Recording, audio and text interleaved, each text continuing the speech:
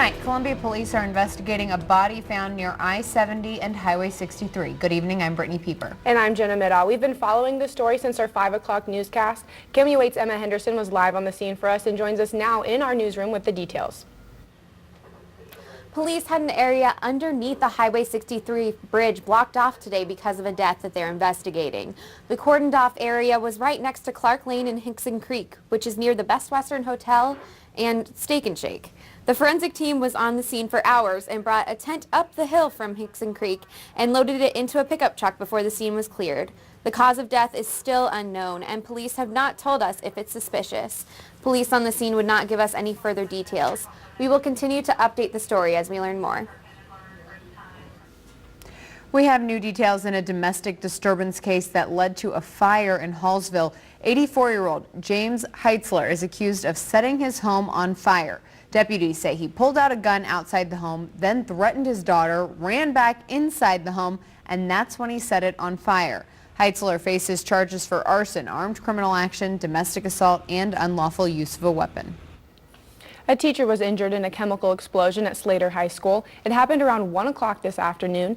EMTs took the woman to the hospital. Firefighters sealed up a science room after the incident. The severity of the teacher's injuries are unknown at this time. The Missouri men's basketball team will be down 2 players tomorrow against Alabama because of suspensions. Today, we learned Jaqueline Grant and Russell Woods, both players for the basketball team, were arrested yesterday for having drug paraphernalia. A statement from the university says the two were, quote, notified earlier today they've been suspended for tomorrow's game at Alabama per athletic department policy. Their status with the program will be reevaluated next week. Police report finding the paraphernalia while serving a search warrant at the player's house last month. That was around the time the athletic department announced NCAA violations and a self-imposed suspension. Police searched the house because they suspected Ganton Wood's roommate, Karan Ward, in an armed robbery that happened a month before at the Den apartment complex. Governor Nixon signed export trade agreements this week with Colombia and Peru for nearly $1 billion. KOMU 8's Caitlin Rounds is here to explain how that money comes back to Missourians and what other changes it will bring for the state's economy. Governor Nixon arrived back in Missouri today after signing the 2 trade agreements in South America.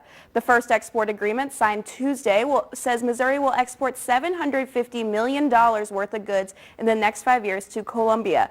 Another export agreement signed yesterday says the state will export $300 million worth of goods to Peru in the same time frame. The nearly $1 billion total of exports could bring more than 6,000 jobs to Missouri, according to the Missouri Department of Economic Development.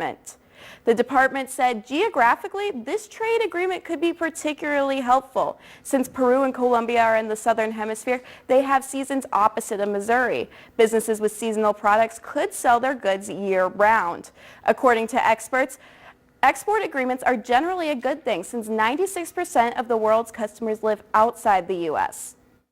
So anytime we can sell our products and services outside of the U.S., that provides tremendous opportunities for businesses to get diversified revenue streams in coming from different locations. For more information on how your business can benefit from the new trade agreements, we have directions on who to contact in this story on KOMU.com. The numbers are in, and national unemployment is down to 4.9%. Now, that's the lowest it's been in 8 years.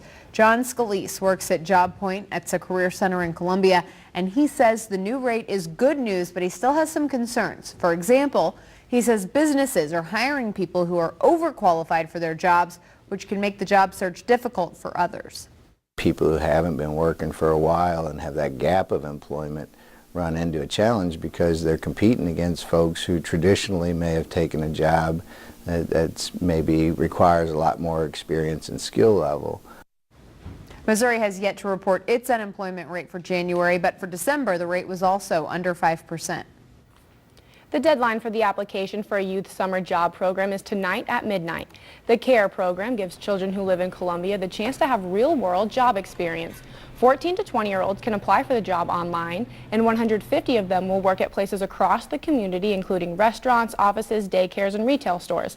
After the 8 weeks are up, the kids can be hired to work part-time at their designated site. They're fantastic workers. I mean, they really are. I mean, a lot of these kids, they come in, they've never had a job before, and they're trying hard, and it shows. And whenever they try hard, and we'll keep them around.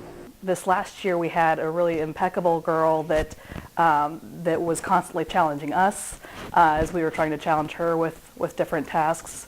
So we've had a great experience with the CARE program. Really impeccable girl that was constantly challenging us as we were trying to challenge her with different tasks.